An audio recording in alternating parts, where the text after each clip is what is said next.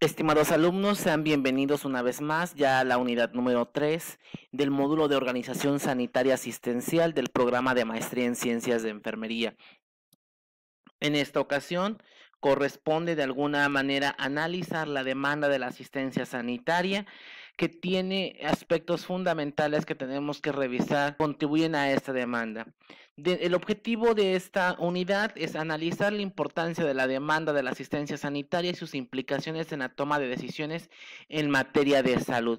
Aquí me quedaría con dos aspectos fundamentales. Uno es la demanda que requiere la población y la otra es las implicaciones en la toma de decisiones en materia de salud. El hecho de hablar de implicaciones implica no solamente, valga la redundancia, de saber qué daños o qué beneficios puede obtener con la adquisición de un servicio. En este caso, que hablamos de asistencia sanitaria como tal.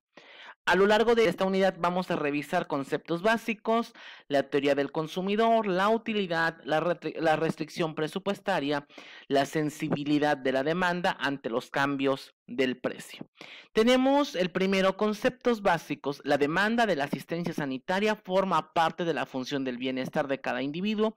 Es el estado de salud, además del nivel de renta y del disfrute de su ocio. Es decir, y hasta está en negrita esta parte donde mencionamos bienestar de cada individuo, es el estado de salud. Bienestar es, en este caso, aquí puede ser traducido como la ausencia de enfermedad y por lo tanto que me va a permitir a mí tener ciertas actividades de disfrute, ciertas actividades de ocio, de recreación y por lo tanto en función de esto, para mí eso puede ser entendido como bienestar. Entonces, a través de esta demanda de las asistencias sanitarias podemos satisfacer nuestras necesidades que puede ser traducido en bienestar y por lo tanto voy a tener un disfrute de ocio o de actividades recreativas. La demanda tiene que ver qué es lo que yo estoy solicitando y aquí tenemos que abordar ciertos aspectos. Uno es la demografía poblacional. Hablar de demografía poblacional, debo de considerar también que hoy en día la pirámide poblacional se está invirtiendo. Anteriormente había más población joven en comparación con la población adulta. Hoy en día, de acuerdo a las tendencias mundiales, nacionales y estatales, existe más población adulta que población joven. ¿Esto qué significa? Pues también con el proceso de urbanización, la parte del desarrollo tecnológico que ha minimizado estos aspectos.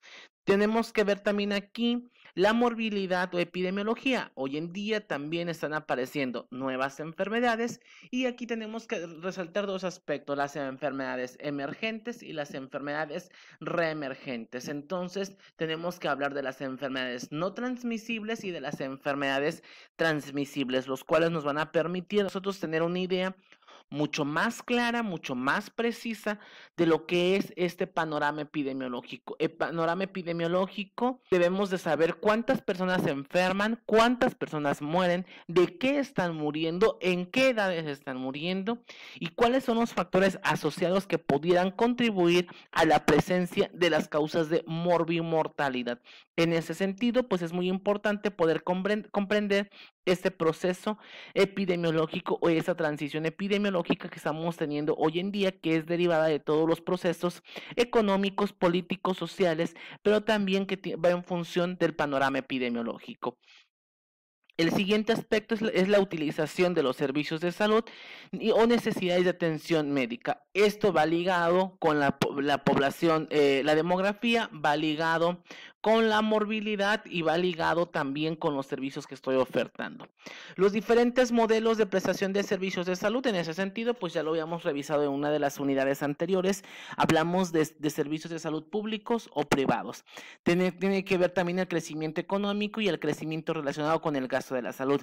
El crecimiento económico tiene que ver en el sentido de cuánto gano y cuánto puedo invertir en mi salud. El gasto relacionado a la salud, es decir, cuánto los gobiernos invierten en la atención a la salud de las personas y que eso de alguna manera les va a permitir satisfacer sus necesidades individuales o colectivas. Entonces, esos aspectos de alguna manera van a contribuir a la parte de la demanda. La teoría del consumidor, pues en esta parte de la teoría del consumidor, los consumidores, obviamente que somos cada uno de nosotros, demandamos bienes o servicios con el objetivo de satisfacer sus preferencias y saciar sus necesidades. Yo en este momento requiero ropa, voy y la compro. Yo en este momento requiero servicios de salud o me siento enfermo, tengo una cefalea, tengo mialgias, tengo artralgias, recurro a un servicio de salud para poder satisfacer esa necesidad. No obstante, en la práctica, el conjunto de bienes demandado por cada uno de estos está determinado también por otros factores y condiciones. El factor principal es el nivel de ingresos neto de cada individuo. Aquí, la teoría del consumidor es, yo puedo, un ejemplo claro y sencillo, es decir, yo tengo una cefalea, mialgias, artralgias, presento mareos y todo lo que pueda suscitarse. ¿A quién yo? Obviamente, porque tenemos esa ideología de que los servicios de salud privados son mejores que los públicos. Entonces, yo quisiera ir a un servicio privado. Sin embargo, pues no tengo la disponibilidad económica y por lo tanto tengo que ir a un público. En ese sentido va la teoría del consumidor, que es lo ideal, pero también aquí va ligado, ¿qué es lo real? En este sentido, la teoría del consumidor busca, de alguna manera, determinar cómo el consumidor desea asignar y distribuir su renta para adquirir distintos bienes o servicios consiguiendo el mayor grado de satisfacción posible. Hablamos de una motivación, que es lo que yo les mencionaba, que esta motivación tiene que ser una necesidad existente si realmente lo requiero, tiene que ser una necesidad latente.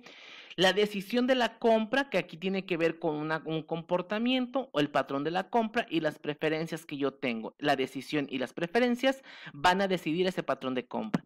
Por lo tanto, me lleva a la experiencia también, factores internos y externos. Tal vez ya fui con este médico, pero no me funcionó. Tal vez tengo que ir, me han recomendado esto. Entonces, para la decisión de la compra de un servicio, tiene que ver las cuestiones de motivación y tienen que ver los factores de experiencia.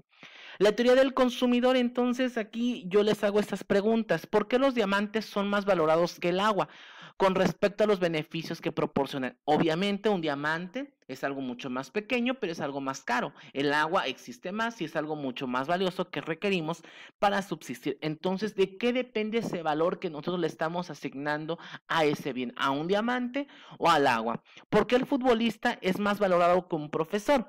Si las funciones de cada uno de estos tienen una función específica y son totalmente diferentes. Obviamente, el futbolista es el mejor pagado que un profesor. ¿Por qué?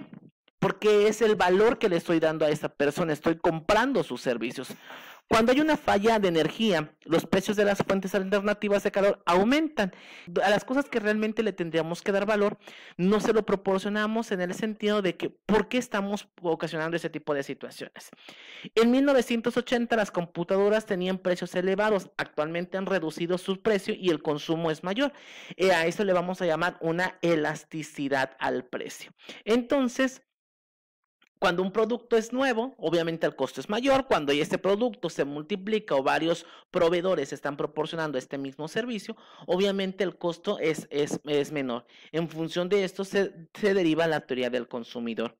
Hablemos de la utilidad, es decir, el nivel de la satisfacción de las personas cuando consumen bienes y servicios. Todas las personas cuando consumen bienes y servicios satisfacen sus necesidades. La teoría del consumidor, por lo tanto, define la satisfacción de las necesidades como la utilidad.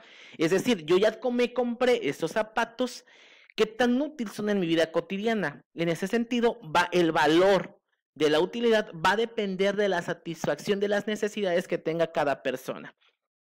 En la teoría del consumidor, la utilidad es una medida abstracta para medir de manera cualitativa el nivel de satisfacción de las necesidades.